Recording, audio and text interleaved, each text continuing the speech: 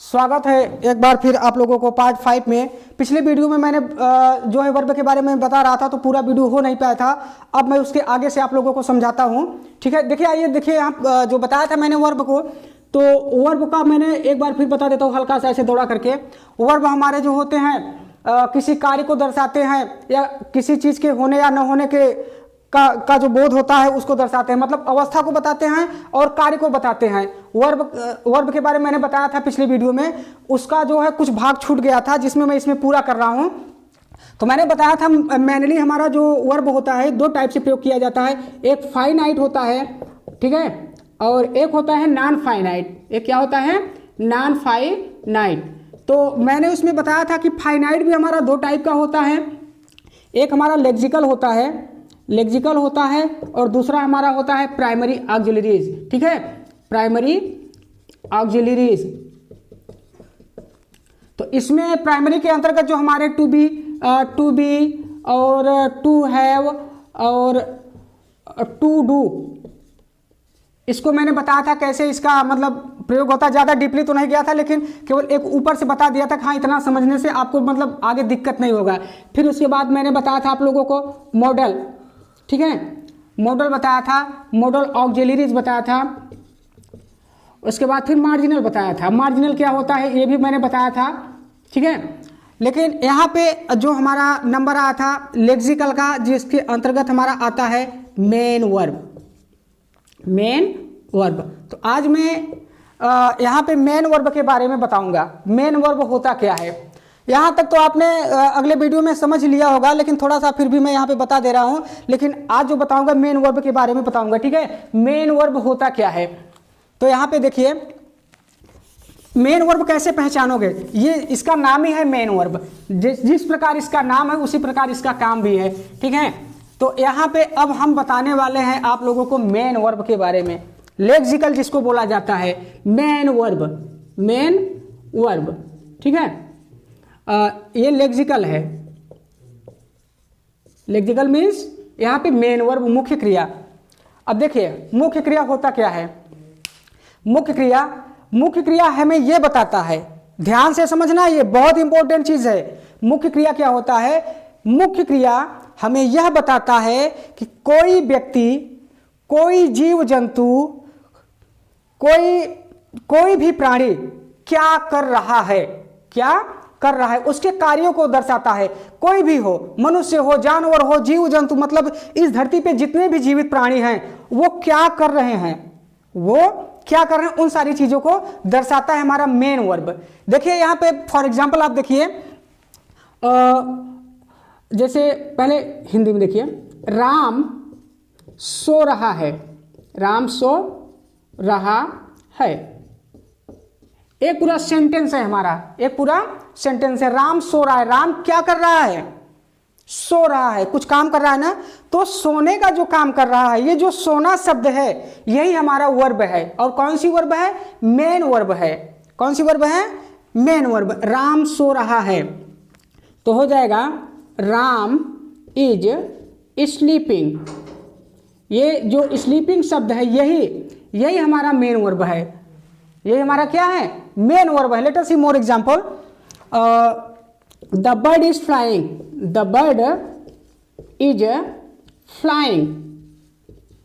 यहां पे क्या आया? The bird is flying. इसमें जो हमारा ये एक पक्षी है, पक्षी कौन सा काम कर रहा है? फ्लाइंग, उड़ने का काम कर रहा है। ये जो चिड़िया है, जो पक्षी है, ये कौन सा काम कर रहा है? उड़ने का।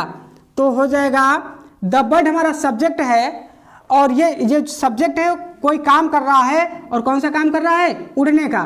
तो the bird is flying means होता है चिड़िया उड़ रही है। चिड़िया उड़ रही है। चिड़िया कौन से काम कर रही है? उड़ने का काम कर रहा है। ऐसे बहुत ढेर सारे एग्जाम्पल हैं, जैसे कुत्ता भौंक रहा है, बिल्ली म्याऊं म्याऊं कर रही है, बच्चे खेल रहे हैं, मम्मी खाना पका रही है। इट से बहुत ढेर सारे मतलब ऐसे भी आप मतलब बना सकते हो। कोई काम जब हो रहा होता है तो वो क्या होता है? वर्ब होता है। वर्ब का मतलब यह है कोई कार्य होना। आप कुछ भी बिना वर्ब जो भी आप लोग एक्शन करते हो अपने लाइफ में, अपने डेली रूटीन वर्क में, आप जो भी मतलब काम करते हो वो सारी हमारी क्रियाएं होती, पढ़ना, लिखना, खेलना, कूदना। देखिए सबसे सरल तरीका है मेन वर्ब को समझने का। मेन वर्ब में ना शब्द जुड़ा रहता है। आप नॉर्मली अगर ऐसे कोई वर्ब पढ़ोगे जिसमें ना आ जाए तो हमारे मेन वर्ब होते हैं। मेन वर्ब जैसे पढ़ना, लिखना, खेलना, कूदना, उठना, बैठना, ये सारी चीजें क्या हैं, हमारी क्रिया हैं, और वो भी मेन वर्ब। मेन वर्ब को कोई ना कोई व्यक्ति, कोई जीव जंतु कुछ ना कुछ जो है एक इसको करते ही हैं। तो यहाँ पे मेन वर्ब जो है, थोड़ा समझ में आया कि नहीं समझ में आया? अगर ना समझ में आया तो फिर समझा देता हूँ। ऐसे मुझे लगता है कोई दिक्कत नहीं हुआ होगा आप लोगों को, इसमें कोई प्रॉब्लम बहुत ज़्यादा हार्ड भी नहीं है। अब यहाँ पे प्रॉब्लम ये होता है कि याद नहीं रहता ना।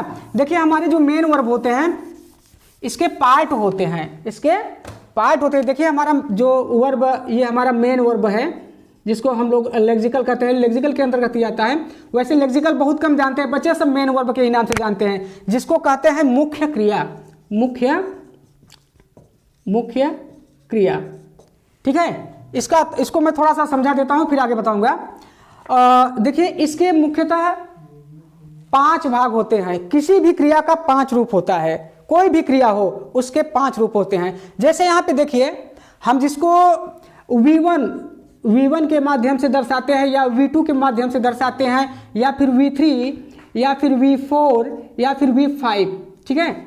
इस टाइप से हम इसको इंगित करते हैं। जब मतलब स्ट्रक्चर वगैरह लिखा जाता है तो मेन वर्ब का जब प्रयोग होता है तो ऐसे ही बताया जाता है कि कौन सी क्रिया है। जैसे मान लीजिए यहाँ पे हमारा एक क्रिया है गो, ठीक है। गो हमारा जो है मतलब अपनी पहली अवस्था में है। गो हमारा किस अवस्था में है? पहली अवस्था में है। देखिए गो मीन्स होता है जाना, ठीक है। इसका जो दूसरा रूप होता है, गो का दूसरा रूप होता है वेंट, ठीक है। वेंट मीन्स होता है गया, और इसका जो थर्ड फॉर्म होता है गान, जिसको पार्टिसिपल भी बोलते हैं। गान का मतलब गॉन मीन्स जा चुका।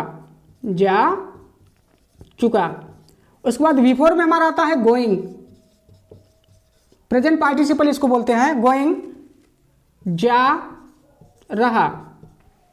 उसके बाद इसका 5वां रूप होता है गोज। गोज मीन्स जाता है। कोई भी क्रिया 5 रूपों में मिलेगा। कोई भी क्रिया जो हमारी मेन वर्ब है वो आपको 5 रूप में मिलेगी। या तो V1 करके मिलेगी, यानी क्रिया अपने मूल रूप में मिलेगी, या फिर V2 में मिलेगी, या फिर V3 में मिलेगी, या फिर V4, या फिर V5। यहाँ पे देख रहे हो कि यहाँ पे V1 का मतलब क्रिया की मूल अवस्था, पहला रूप, और यहाँ पे जो V2 है ये क्रिया का दूसरा रूप है, और ये क्रिया का तीसरा, ये क्रिया का चौथा, और ये क्रिया का 5वां। ये मुख्य क्रिया के रूप होते हैं। जितनी भी क्रियाएं हैं, चाहे 10 लाख क्रियाएं हों, चाहे 20 लाख हो, या 10,000 हो, या 10 हो, या 100, मतलब कुछ भी हो, ये जो है हर क्रिया आपको 5 रूप में ही मिलेगा, ठीक है। और एक चीज और ध्यान देने वाली बात है यहाँ पर कि जो हमारा ये V1 होता है ये हमेशा प्लूरल होता है। क्या होता है? प्लूरल, यानी कि बहुवचन। जब मुख्य क्रिया पहली अवस्था में होती है तो कितने वचन में होती है? हमेशा ये बहुवचन में होती है। और इसको जो है बहुवचन से एक वचन बनाने के लिए उसके अंत में जो है यस या फिर ईएस जोड़ दिया जाता है। तो आप लोग इतना ध्यान दीजिए, आपको याद क्या करना है, आपको सिर्फ यही 2 को ज़्यादा याद करना पड़ेगा। ये 2 चीज़ अगर आप सही से समझ लेंगे तो बाकी V5 बनाना बहुत ही इजी होता है। V4 भी कन्वर्ट करना या फॉर्म रूप देना बहुत इजी होता है, और ये तो हर जगह अवेलेबल है।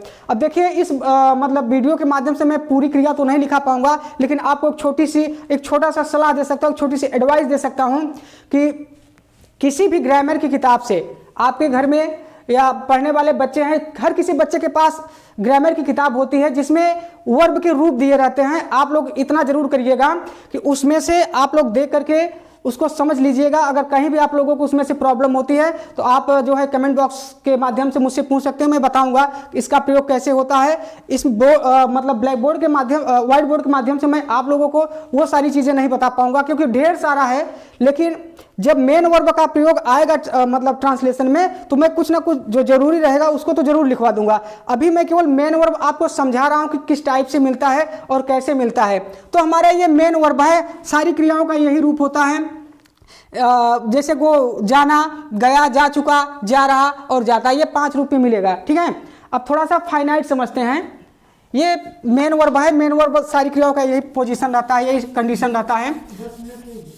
ठीक है, तो अब देखिए थोड़ा सा, ये तो फाइनाइट का हुआ, अब नॉन फाइनाइट का भी थोड़ा सा समझ लीजिए। उसको भी मैं जब उसका नंबर आएगा, जब उसका टर्न आएगा, तो मैं उसमें भी डिटेल से समझाऊंगा। अभी तो केवल क्रिया के बारे में मैं आप लोगों को बता रहा हूं क्या क्या होता है, कैसे होता है। अभी ट्रांसलेशन वाला पूरा सिस्टम जो है स्टार्ट नहीं हुआ है, इसलिए थोड़ा सा टाइम लग सकता है। ठीक है, तो फाइनाइट मैंने बताया था, फाइनाइट और नॉन फाइनाइट, नॉन फाइनाइट।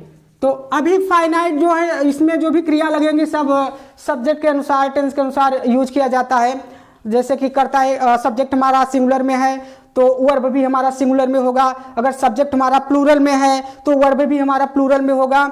ये सारी चीजें, ये नियम, एक जो रूल्स होता है उसमें बाइंड रहता है, बंधा हुआ रहता है, इसलिए इसको फाइनाइट कहते हैं। फाइनाइट में सीमित होता है, और हमारा फिर नॉन फाइनाइट होता है असीमित। असीमित क्यों कहते हैं इसको? क्योंकि इसमें जो भी क्रिया प्रयोग होगी, जो भी हमारे वर्ब प्रयोग होंगे, वो नियमों के, इसमें जो रूल्स होते हैं उसमें बंधे नहीं रहेंगे। वो एकदम से स्वतंत्र, एकदम फ्री रहेंगे, टेंशन फ्री रहेंगे, उनको किसी से कोई लेना देना नहीं है। उनकी भैया मान के चलिए, उनकी जो मर्जी होगी वो करेंगे, किसी से डरने वाले नहीं हैं। तो देखिए नॉन फाइनाइट क्या होता है। नॉन फाइनाइट के अंतर्गत हमारा पार्टिसिपल आता है। ठीक है, क्या आता है? पार्टिसिपल। अभी पार्टिसिपल के बारे में देखना, मैं डिटेल में नहीं समझा पाऊंगा, अभी केवल मैं आपको इंट्रोडक्शन दे रहा हूं स्टार्टिंग में। जब ट्रांसलेशन शुरू करूंगा तो पूरा डीपली समझाऊंगा, पूरा लिखवा दूंगा। ठीक है, तो देखिए पार्टिसिपल में क्या होता है। इसमें पार्टिसिपल में हमारे 3 होते हैं। एक होता है पार्टिसिपल, दूसरा होता है लिख देता हूं, नॉन फाइनाइट के अंतर्गत हमारा पहला क्या आता है? पार्टिसिपल आता है, और दूसरा आता है इन्फिनिटिव, इन्फिनिटिव, और फिर आता है जीरंड। ठीक है, पार्टिसिपल, इन्फिनिटिव और जीरंड, ये हमारे नॉन फाइनाइट के अंतर्गत आते हैं। और देखिए पार्टिसिपल में भी 3 होते हैं। एक पार्टिसिपल अगर हम ले लें तो पार्टिसिपल हमारा 3 प्रकार से होता है। एक प्रेजेंट पार्टिसिपल होता है, ठीक है, प्रेजेंट पार्टिसिपल, और फिर दूसरा number past participle, past participle, और फिर हमारा आता है पास्ट परफेक्ट पार्टिसिपल। ठीक है, perfect participle, present participle, past participle और परफेक्ट पार्टिसिपल। ये किसके हैं, किसमें से आते हैं? पार्टिसिपल। ठीक है, अब देखिए इस तीनों के माध्यम से जितने भी सेंटेंसेस आएंगे वो सारे नियमों से बंधे नहीं रहेंगे। सेंटेंस में थोड़ा सा एक समझा देता हूं आप लोगों को, जैसे शेर को देखकर। अच्छा रुको, भी मैं बता रहा हूं, थोड़ा सा इसको समझ लो। पार्टिसिपल में हमारे 3 आते हैं, प्रेजेंट पार्टिसिपल, पास्ट पार्टिसिपल और परफेक्ट पार्टिसिपल। और इन्फिनिटिव, उसके बाद जीरंड। इसको मैं थोड़ा थोड़ा समझा देता हूं, लिख करके, ऐसे नहीं क्लियर होगा। तो पार्टिसिपल में मैं आप लोगों को तीनों का एक एक एग्जाम्पल देता हूं यहाँ पे। नॉन फाइनाइट, बहुत ही बड़ा चैप्टर होने वाला है ये। अभी तो फिलहाल इसमें जो ट्रांसलेशन के नियम है बताऊंगा नहीं, क्योंकि मुझे भी स्टार्टिंग में जो ट्रांसलेशन के नियम है उसको समझाना है। उसके जब तक वो समझ में नहीं आएगा तो आगे बताने से कोई फायदा है नहीं, क्योंकि जो बच्चे स्टार्टिंग में देख रहे हैं उनके लिए जरूरी है। नॉन फाइनाइट एक बार मैं शॉर्ट में दौड़ा के बता देता हूँ। नॉन फाइनाइट में जो हमारे 3 पार्टिसिपल होते हैं, देखिए पार्टिसिपल वाला जो हमारा भाग होता है,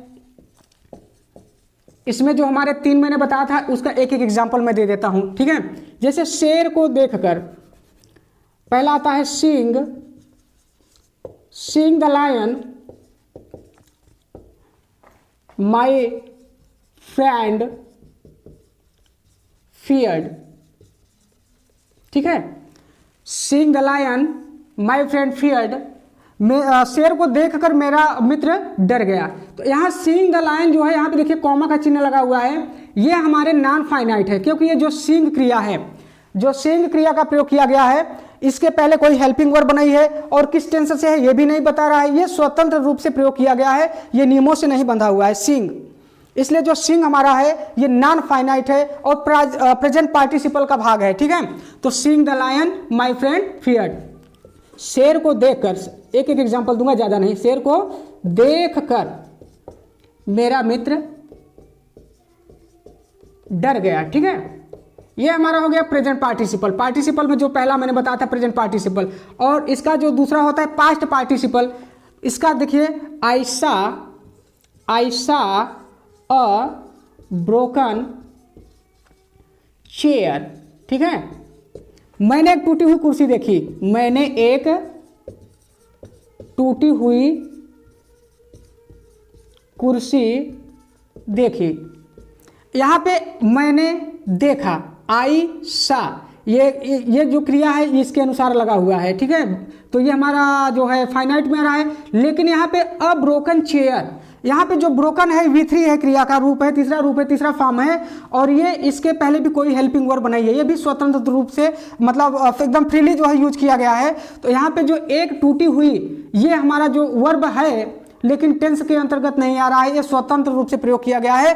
तो इसलिए ये भी हमारा क्या होगा, ये हमारा नॉन फाइनाइट के अंतर्गत आएगा।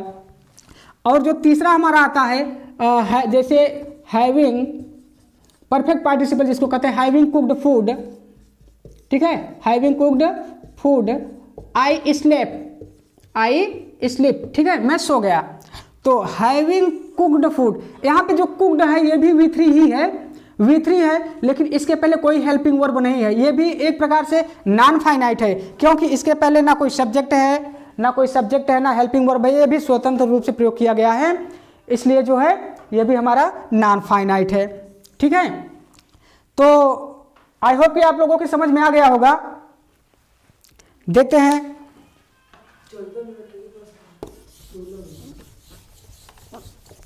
तो इसमें भी जो है हमारा अब जो है क्रिया यहाँ पे समाप्त होती है। अभी मैंने इसका केवल इंट्रोडक्शन दिया है, इसमें भी पूरा वीडियो हो नहीं पा रहा है, ठीक है।